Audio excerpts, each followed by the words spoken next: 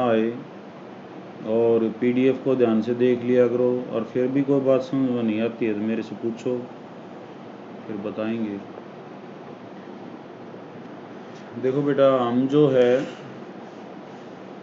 यहाँ पे electric dipole चल रहा है आपका, तो मैं एक बार मोटा मोटा फिर बता देता हूँ थोड़ा सा।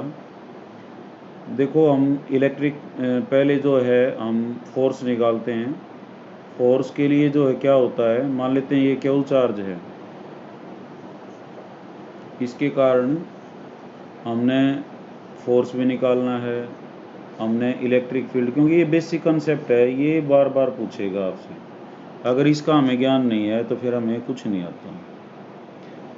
ये कहता है ये जो जैसे ये चार्ज है कोई भी, और फिर दूसरा चार्ज हम संपर्क में ले आए, यहाँ पे ये क्यू डैश आ गया, तो फोर्स क्या हो जाएगा, फोर्स तो हो जाएगा के इंटू में दोनों चार्जेस की प्रोडक्ट और divided by distance of r का स्क्वायर। इनके बीच की जो डिस्टेंस है आर, दोनों चार्जेस की प्रोडक्ट और डिस्टेंस ऑफ आर का स्क्वायर। उसके बाद इलेक्ट्रिक फील्ड। अब इसको भूल जाओ। क्यों भूल जाएं इसको, क्योंकि फोर्स के लिए दो चार्जेस की ज़रूरत पड़ती है। अब इलेक्ट्रिक फील्ड इसके चारों ओर है, कोई भी चार्ज है उसके चारों ओर क्या है उसका इलेक्ट्रिक फील्ड। मान लेते हैं हम किसी पॉइंट पे निकालना चाहते हैं और उसकी डिस्टेंस क्या है आर। यहाँ अब चार्ज की ज़रूरत नहीं है, किसी भी पॉइंट पी ले लें हम, तो उस पर हम इलेक्ट्रिक फील्ड निकालना चाहते हैं और उसकी डिस्टेंस आर ले लें या R1 ले लें, कुछ भी ले लें, आर ले लें, तो पी पे जो इलेक्ट्रिक फील्ड होगा वो क्या होगा कि ये पॉइंट चार्ज, इसका मैग्नीट्यूड और डिवाइडेड बाई आर स्क्वायर। और पोटेंशियल क्या होगी, इस पॉइंट पे जहाँ जहाँ इलेक्ट्रिक फील्ड है वहाँ पे पोटेंशियल भी है। पोटेंशियल जो है वो क्या होगी, पोटेंशियल होगी बेटा आपकी के और इंटू में फिर वो चार्ज और डिवाइडेड बाई और अब की बार स्क्वायर नहीं करना, ठीक है, अब की बार स्क्वायर नहीं करना। तो ये तीन बातें इम्पोर्टेंट हैं, और तुम्हारे जो सिलेबस में है वो है अगर जो इलेक्ट्रिक फील्ड है या फोर्स है वो एक चार्ज से ना होकर दो से निकालना पड़ जाए, तीन से, तो अलग अलग चार्जेज से निकाल लें। इससे निकाल लिया, फिर को दूसरा है उससे भी निकाल लिया, फिर तीसरा है उससे भी निकाल लिया, और तीनों को जोड़ दें। ये ज़्यादा से ज़्यादा आपके सिलेबस में आएगा और इससे ज़्यादा कुछ नहीं आएगा। अब इलेक्ट्रिक डाइपोल। इलेक्ट्रिक डाइपोल क्या होती है, जिसके एक सिरे पे तो प्लस क्यू चार्ज होता है और एक सिरे पे जो है वो नेगेटिव चार्ज होता है, और उनके जो बीच की डिस्टेंस है वो 2a ली जाती है, तो इसको हम बोलते हैं इलेक्ट्रिक डाइपोल।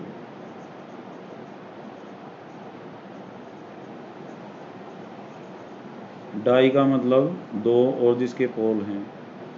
तो अब इलेक्ट्रिक फील्ड इसके कारण भी होगा, क्योंकि इस पे तो दो दो चार्ज हैं, एक तो प्लस क्यू है और एक माइनस क्यू है। यहाँ सिंगल चार्ज के कारण जब इलेक्ट्रिक फील्ड था तो निकालने का क्या तरीका था, अब के क्यू और डिवाइडेड बाई आर। के की वैल्यू जो है वो क्या होती है बेटा, 1/4 पाई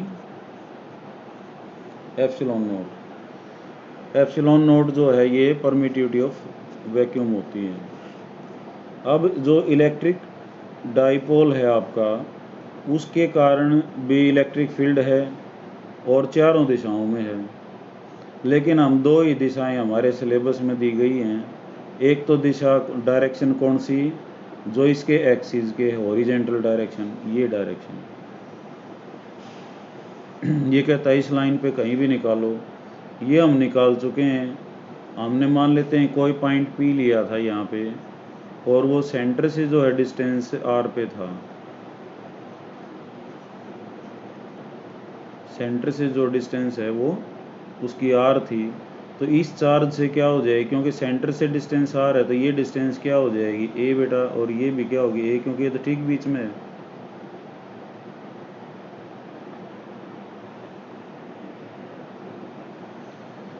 तो इस चार्ज से तो डिस्टेंस है आपकी r माइनस ए, और दूसरे से जो चार्ज से जो डिस्टेंस है वो आपकी क्या है r प्लस ए।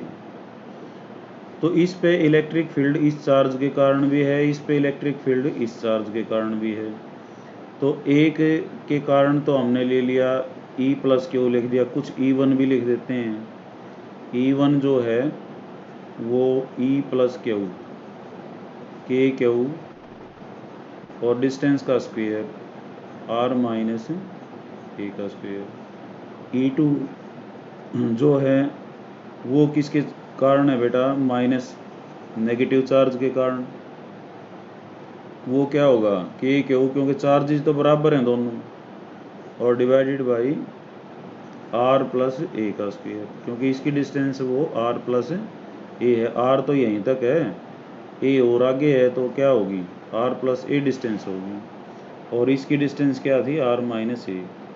अब ये माइनस के कारण है तो यहाँ पे हम एक माइनस साइन भी लगाते हैं, क्योंकि डायरेक्शन अपोजिट होगी, और कोई बात नहीं है कि इसका नेगेटिव दे दिया। अगर इसको नेगेटिव ले लेते हैं तो इसको पॉजिटिव करना पड़ेगा। तो टोटल इलेक्ट्रिक फील्ड क्या हो जाएगा फिर, E आपका E1 प्लस में E2। तो E जो है वो क्या होगा आपका के Q by r minus a का होल स्क्वायर, और माइनस में के Q by r plus a का होल स्क्वायर। के क्यू जो, ये मैं इसलिए दोबारा करा रहा हूँ बेटा, ये क्यों बहुत ही इम्पोर्टेंट है ये एग्जामिनर 80% जो है इसी को जो है पूछता है, एक्सियल और इक्वेटोरियल लाइन, उस पे आपका इलेक्ट्रिक फील्ड क्या होगा।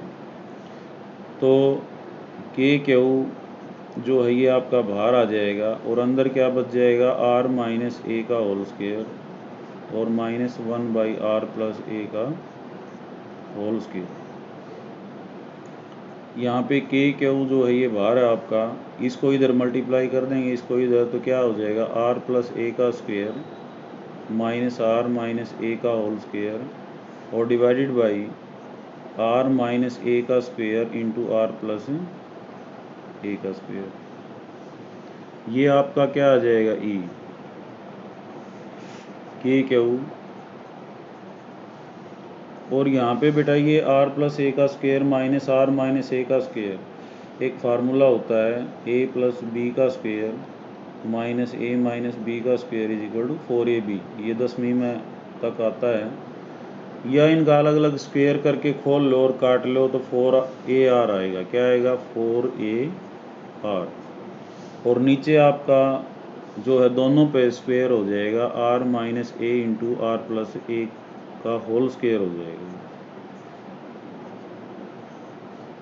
अब ये क्या हो जाएगा के क्यू इंटू में 4ar और divided by r square minus A square, और उसकी पावर कितनी हो जाएगी 2।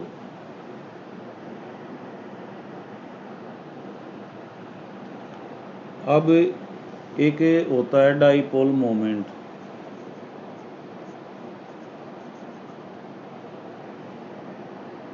डाइपोल मोमेंट जो है वो क्या होता है,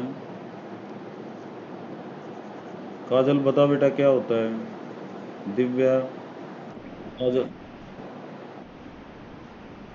क्यू 2a क्यू कह लें हम, हैं क्या तरीका क्या है बेटा, चार्ज और इनटू में डाइपोल लेंथ।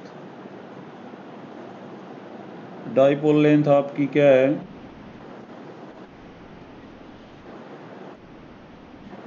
वो 2a थी, तो 2a क्यू है ये, ठीक है। और इसकी डायरेक्शन क्या होती है, डाइपोल मोमेंट की डायरेक्शन भी होती है बेटा, किधर से किधर होती है, हाँ नेगेटिव चार्ज से पॉजिटिव चार्ज की तरफ, इधर है, ऐसे होती है ये, और इसको P से डिनोट करते हैं, इसलिए वो पी कैप ले रहे थे हम, क्योंकि जो P वेक्टर है उसकी जो डायरेक्शन है उसी की डायरेक्शन में यूनिट वेक्टर था वो। अब यहाँ 4AR है बेटा, इसको हम किससे हटा सकते हैं, एक क्यू को और इन्वॉल्व कर लें, तो 2AQ बना लें, क्योंकि P 2AQ को हम क्या लिख लेंगे, P लिख देंगे। तो ये इसको हम लिख सकते हैं KQ 2 × 2AR और divided by R - A square का स्क्वेयर। तो 2AQ, ये Q, ये 2 और ये A, इसको इकट्ठा लिख दिया। तो बाकी क्या बच गया आपके पास, K इंटू में 2R और इंटू में 2QA या 2AQ। इसको हम क्या लिख सकते हैं, P। तो हमारे पास आंसर आ गया K 2PR और divided by R square minus A square और उसका होल स्क्वेयर। और इस K को हम 1/, क्या लिख सकते हैं बेटा, 4πε0। तो उस सूरत में ही हो जाएगा 2PR divided by R square minus A square और उसकी पावर 2। ये डेरिवेशन है आपकी। तो कल भी बताया था, आज भी बता दिया बेटा। अब हम करेंगे ये किस पे थी, electric field eight electric field magnitude हमने निकाला है at equatorial point, sorry axial point. अब हम कहाँ निकालेंगे, at equatorial point. Electric field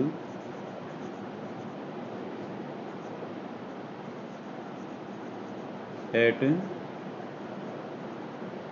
equatorial point. Equatorial point होता क्या है,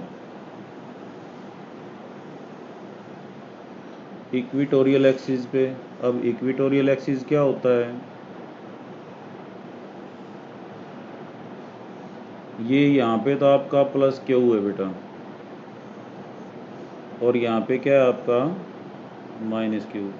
तो ये तो जो लाइन होती है वो एक्सियल लाइन होती है, जो इसके एक्सिस के पैरेलल हो, और इसके ठीक बीचों बीच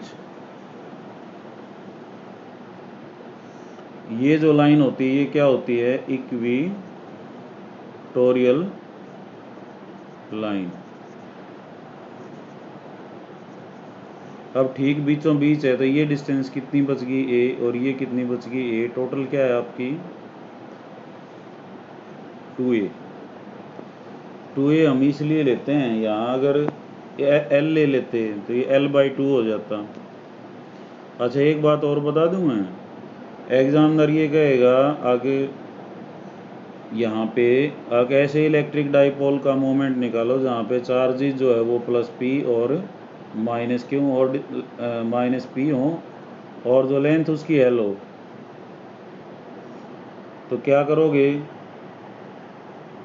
हरा तो आर्टिकल बदल जाएगा, लेकिन बदलना नहीं है, तुमने यो ही करना है, किसको A को किससे हटा देना है, L/2 से, और Q को लास्ट में किससे रिप्लेस कर देना आपने, P से। समझ आ रही बात, चाहे क्वेश्चन कितना है भी घूम फिर के आए, तुमने डेरिवेशन यही रखनी है, और इसमें थोड़ा सा चेंज कर देना है लास्ट में। लास्ट में क्या चेंज करना है वो तुमने देख लेना है, गिवन क्या है और जो है वो हम क्या कर रहे हैं। ज़्यादातर तो CBSE में घुमाते हैं, हरियाणा बोर्ड में तो इतना नहीं घुमाते ही। तो इस पे कोई भी पॉइंट लेना है बेटा आपने, मान लेते हैं मैं यहाँ ले लेता हूँ P पॉइंट, और ये कितने डिस्टेंस पे है, R पे है। ये डिस्टेंस आपकी R है सेंटर से, वहाँ भी हमने सेंटर से डिस्टेंस R ली थी, यहाँ भी हम सेंटर से डिस्टेंस R ले रहे हैं। लेकिन इलेक्ट्रिक फील्ड के लिए अभी इस पे इलेक्ट्रिक फील्ड एक तो +Q के कारण है, एक -Q के कारण है, और +Q के कारण जो है इसकी हमने क्या चाहिए कि मैंने यहाँ बताया था, इलेक्ट्रिक फील्ड निकालने के लिए क्या चाहिए, डिस्टेंस चाहिए।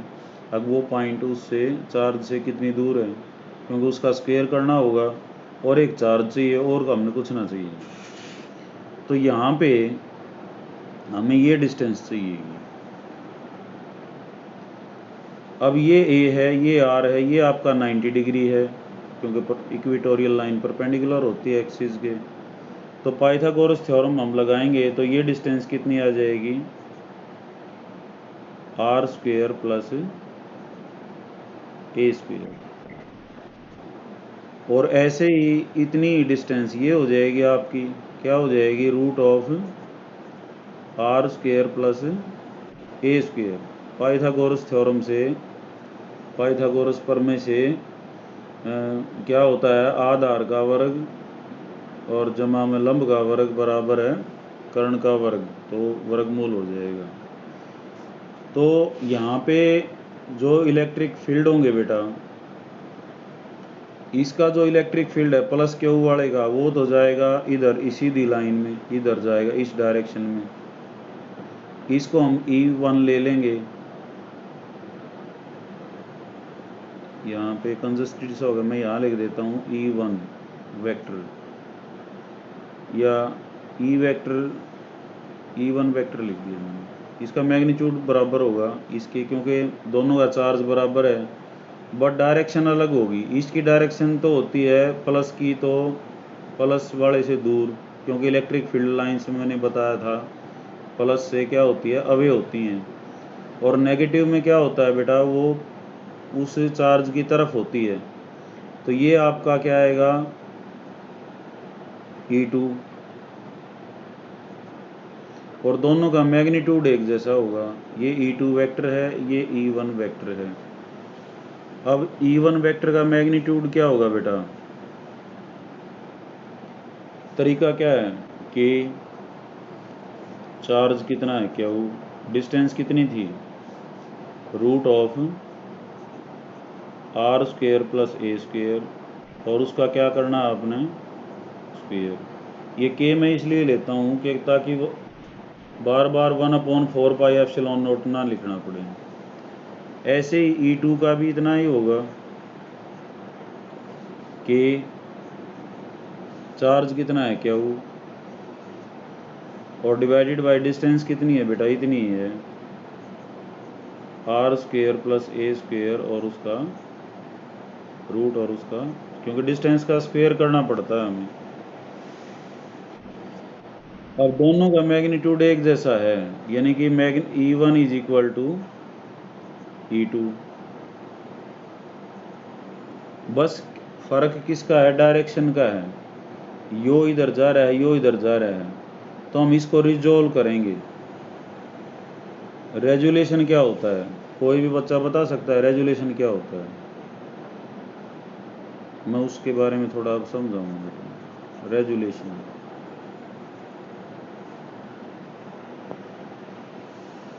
काजल, दिव्या, और कौन है, तमन्ना, बेरा बेटा रेजुलेशन क्या होता है,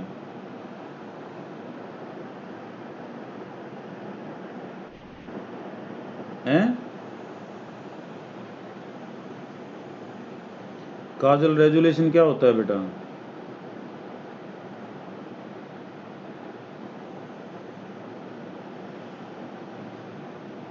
एक कोई तो हाँ ना का जवाब बताओ बेटा, फिर मैं ताकि समझाने में मेरे को दिक्कत ना है, फिर टाइम चला जाए 40 मिनट की आपकी क्लास, समझा दो। हाँ ये बात है, देखो कोई भी फोर्स F,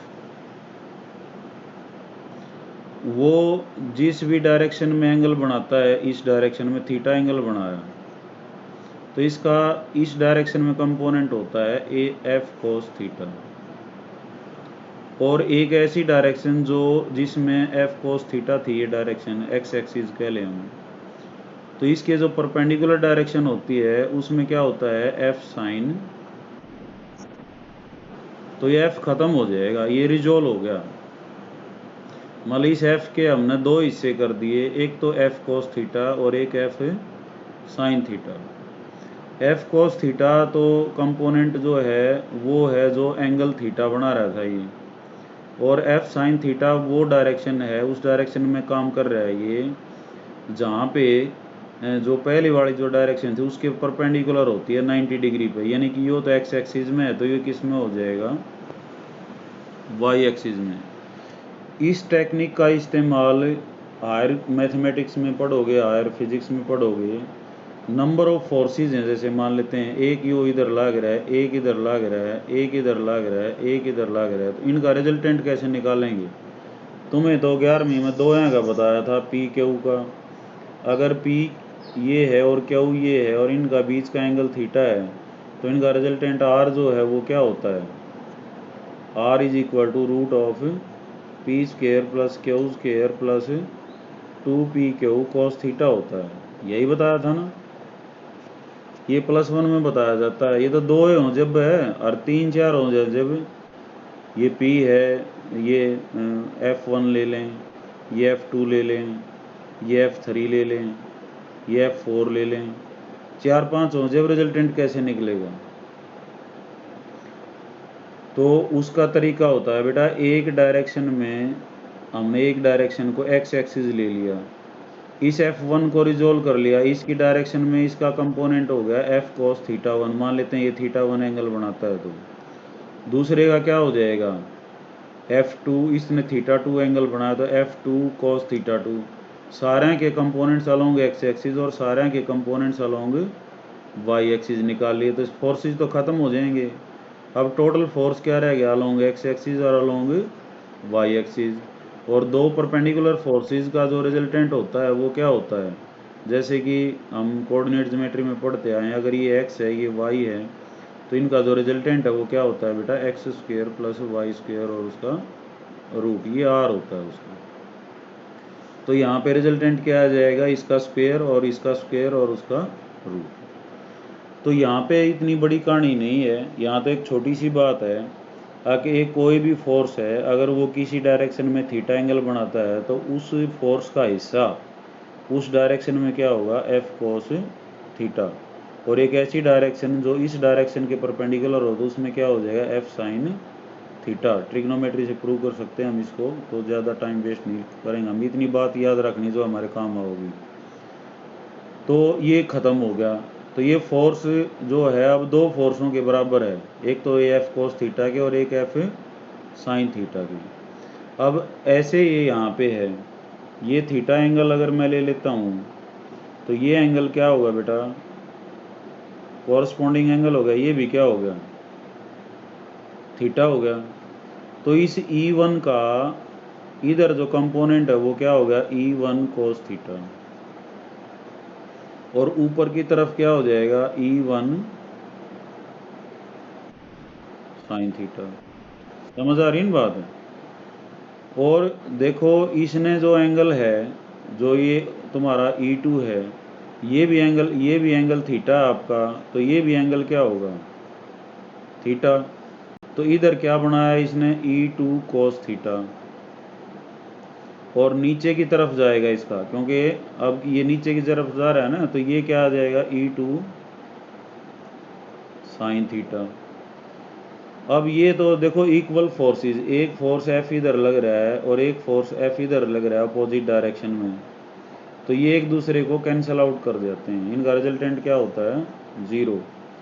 तो तुम्हारा जो E1 साइन थीटा है और E2 साइन थीटा है, ये अपोजिट डायरेक्शन में काम कर रहे हैं, तो ये कैंसिल आउट हो जाएं, क्योंकि इनके मैग्नीट्यूड भी बराबर हैं। अभी हमने बताया था इनके मैग्नीट्यूड क्या हैं, बराबर हैं, तो ये कैंसिल आउट हो गई। तो E1 को हमने तोड़ दिया था दो फोर्सेस में, एक तो E1 cos थीटा और एक E1 साइन थीटा। E2 को भी हमने दो को फोर्सेस में तोड़ दिया था, एक तो E2 cos थीटा और एक E2 साइन थीटा। तो ये तो दोनों खत्म हो गए, E1 और E2, इनके कंपोनेंट बच गए, कंपोनेंट का मतलब हिस्सा। तो और ये जो अपोजिट वाला इनने एक दूसरे को कैंसिल कर दिया, तो कुल रिजल्टेंट क्या रह गया, E1 cos थीटा और E2 cos थीटा। तो नेट मैग्नीट्यूड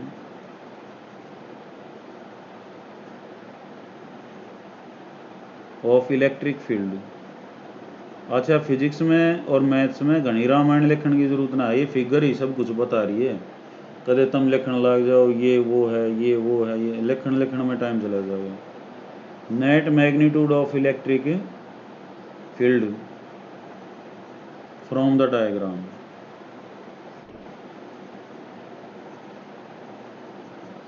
डायग्राम से सारी चीज़ें क्लियर हो जाती हैं। वो क्या हो गया बेटा, E1 cos theta plus E2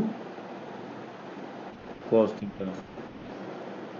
अब cos थीटा कॉमन आ जाएगा तो E1 जमा E2, E1 और E2 भी बराबर हैं तुम्हारे, ठीक है। इनको जो है ई ले लें हम, जब दो चीज़ बराबर हों तो हम ई ले सकते हैं उसको, ई डैश ले लो, क्योंकि ई तो फिर टोटल इलेक्ट्रिक फील्ड ले लिया ना तुमने, ई डैश। तो क्या हो जाएगा ये, ई डैश कॉस थीटा प्लस ई डैश कॉस थीटा, तो ये हो जाएगा 2 ई डैश कॉस थीटा। अब ई डैश की वैल्यू क्या है बेटा, के क्यू, और यहाँ स्क्वेयर जो है रूट से कट जाएगा तो divided by r square plus a square, रह गया कोस थीटा। कोस थीटा क्या होता है, इस ट्राइंगल में देखें हम, कोस थीटा क्या होता है, परपेंडिकुलर अपॉन हाइपोटेन्यूज होता है, बेस अपॉन हाइपोटेन्यूज होता है, या क्या अपॉन क्या होता है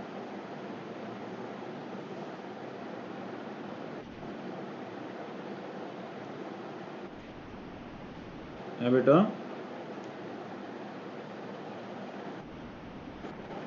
पी बाई एच। कौन बता रहा है ये,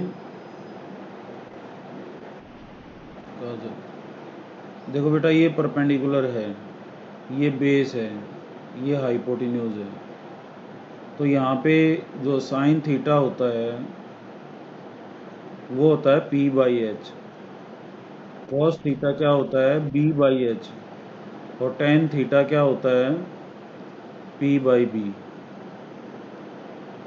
ठीक है। P by h sine theta, b by h cos theta. Sine theta और कॉस थीटा एक से छोटे इसलिए तो होते हैं वो, क्योंकि हाइपोटेन्यूज बड़ा होता है परपेंडिकुलर से भी बेस से भी, तो दोनों के नीचे हाइपोटेन्यूज जाएगा। और पी बाई बी जो है वो क्या होता है आपका टेन थीटा। तो यहाँ पे तुम देखोगे ये आपका हाइपोटेन्यूज है, ये बेस है, तो कॉस थीटा क्या हो जाएगा यहाँ से, a upon root of r square plus a square.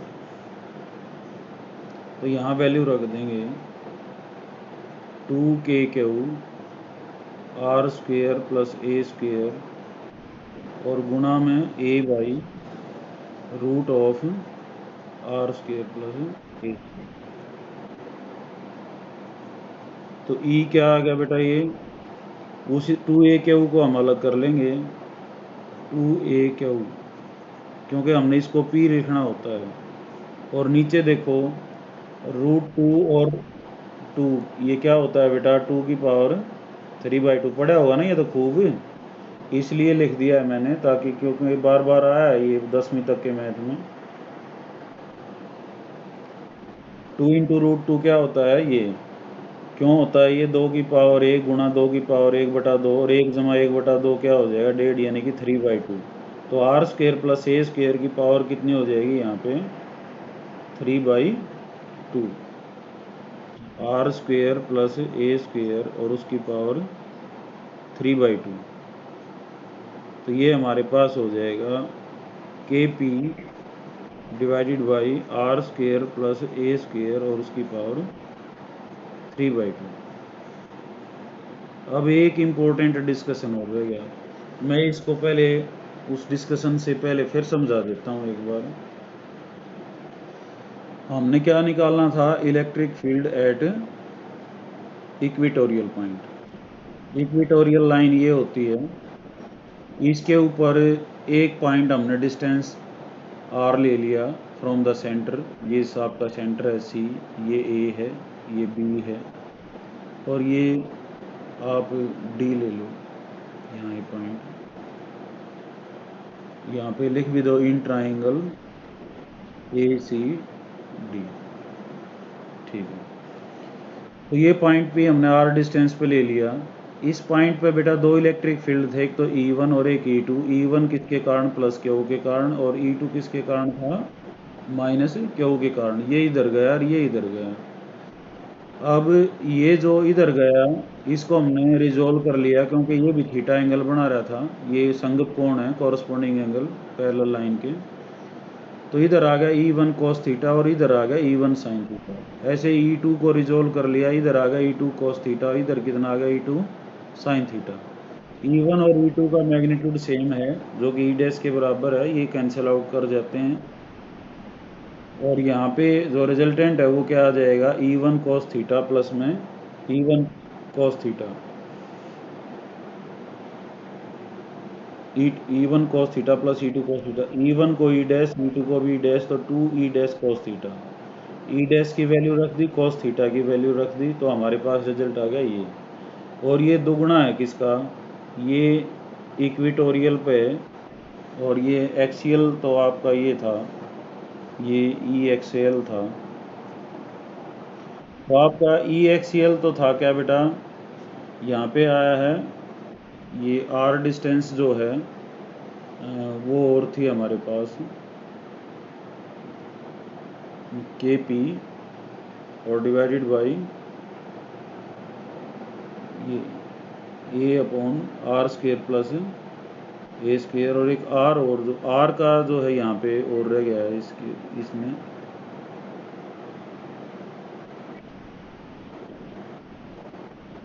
तो अभी जो है यहाँ पे ये जो हमारे पास जो इसमें जो ये आर आया हुआ था, ये किस कारण आया है, 2AR 4AR, ये सही है इसमें। तो इसका 2 टाइम्स जो है हमारे पास है ये। अब ये आर कैसे है ये बेटा एक बार फिर देखेंगे अभी। तो ये जो हमारा इक्वेटोरियल है बेटा, और ये एक्सियल है, एक्सियल वाला क्या है, 2 times of electric field equatorial. और एक स्पेशल केस और रहता है, ये भी प्रूव करवा सकता है, prove that the electric field at the axis equal to the 2 times of electric field at equatorial. एक जब r is very very greater than a, ये डबल ग्रेटर का साइन मिलेगा। बेटा ये आवाज़ किसकी आ रही है, अपने को म्यूट कर लो। ये काजल लड़के घर से आ रही है। जब आर जो है बहुत ही ज़्यादा होता है बेटा, when r is very very greater than a, तो क्या हो जाएगा आपका रिजल्ट, ये 2p बाई आर, और इनटू में क्या हो जाएगा आर स्क्वेयर, ए ख़त्म हो जाएगा, क्योंकि जब बहुत तो ए को नेग्लिजिबल कर देंगे तो आर की पावर क्या हो जाएगी, यहाँ पे 4 हो जाएगी। तो हमारे पास क्या हो जाएगा, 2p बाई आर क्यूब आ जाएगा। तो आर इसका मतलब सही है यहाँ पे बेटा, मैं वो जो कह रहा था ना कन्फ्यूज़न नहीं है वो। कब है ये स्पेशल केस है, जब r is very very greater than a. तो यहाँ पे आर को very very greater than a करोगे तो क्या आ जाएगा आपका, के पी बाई आर की पावर 3 आएगा। यहाँ पे क्या आया था, K P by 2 KP by r की पावर 3। यहाँ पे क्या आया है आपका, के पी बाई आर की पावर 3। तो ये इसका 2 टाइम्स आ गया। तो सीधा जो ये 2 टाइम्स कब होता है, ये स्पेशल केस याद रखना पड़ेगा, जब when r is very very greater than a. तो एक बार फिर देख लो, मैंने यहाँ पे जो मैं आर का कन्फ्यूज़न बता रहा था वो कोई कन्फ्यूज़न नहीं है, ठीक है वो है। तो यहाँ पे डिस्टेंस को तुमने आर, जब ये कहता है आर बहुत ही दूर हो, तो ये जो 2a है ये छोटा सा दिखाई देगा। तो कहता है ए को छोड़ दो उस टाइम पे, क्योंकि डिस्टेंस आर मान लेते हैं 1 किलोमीटर है, और 2a आपका 2 सेंटीमीटर है, तो 2 सेंटीमीटर और 1 किलोमीटर में तो घना फ़र्क हो जाएगा। तो कहता है वो 2a को नेगलेक्ट कर दो। तो ए को नेगलेक्ट करेंगे तो ए 0 हो जाएगा, यहाँ पे आर की पावर क्या हो जाएगी 4, और एक ऊपर आर था तो उससे कट जाएगा तो आर की पावर 3 आ जाएगी। यहाँ पे क्या हुआ, ए को 0 करोगे तो आर स्क्वेयर और 3/2, तो 2 से 2 कट जाए, आर की पावर 3 रह जाएगी। तो यहाँ तक आया के पी बाई आर क्यूब, वहाँ पे क्या है 2 KP बाई आर क्यूब, तो कितना हो गया, ई एक्सियल जो है इक्वेटोरियल का दुगना हो गया। तो ये तो था आपका इलेक्ट्रिक डाइपोल का इलेक्ट्रिक फील्ड, मेरे ख्याल में समझ में आ गया होगा। और फिर भी अगर कोई प्रॉब्लम रहती है तो बेटा वो पूछ सकते हो। अब इसका जो नेक्स्ट आर्टिकल है आपका वो आता है, आज के पॉइंट में डाल देता हूँ, 1 पे इसको याद रखना है और 2 पे जो है इक्वेटोरियल लाइन को रखना है, और तीसरा जो यहाँ पे आर्टिकल है जिसको हमने पढ़ना है वो है टॉर्क ऑन ए। टॉर्क क्या होता है? Torque on a dipole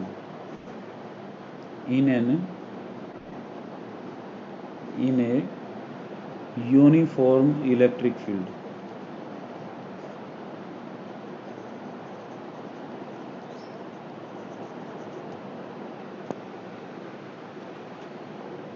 torque क्या होता है बेटा? टॉर्क जो है उसकी परिभाषा होती है force into distance, force into perpendicular distance. अच्छा, ये जैसे मान लेते हैं फोर्स है और इस पॉइंट से इसकी ये परपेंडिकुलर डिस्टेंस है, तो इस पॉइंट के अबाउट ये टॉर्क जो है मोमेंट के इक्वल हो जाएगा। तो टॉर्क बताता है इसका इफेक्टिवनेस। गाड़ियों में वो आपने सुना होगा, अगर ये गाड़ी इतने हॉर्स पावर की है, इसका टॉर्क इतना है। टॉर्क में क्या होता है, जब पिस्टन तो चलता है गाड़ी में पिचकारी की तरह, ऐसे वो अप डाउन, इसको एक क्रैंक घुमाती है फिर रोटेशन में। क्रैंक क्या होती है? क्रैंक की जो शेप होती है वो ऐसी होती है, ये पहिए जुड़े हुए होते हैं इससे पिस्टन जुड़ा हुआ होता है। ये वो सिस्टम होता है जो तुमने सिलाई मशीन में देखा होगा ना, सिलाई मशीन में वो गोल गोल घुमाते हैं और वो सुई ऊपर नीचे चलती है। तो इसको हम बोलते हैं crank soft. Crank soft, crank soft जो है एक ऐसा इंस्ट्रूमेंट होता है जो जिग जैग मोशन को रोटेशनल मोशन में बदल देता है, जो टू एंड फ्रो को रोटेशनल में बदल देता है। तो यहाँ पे ये पिस्टन जुड़ा हुआ होता है तो इसको धकाता है।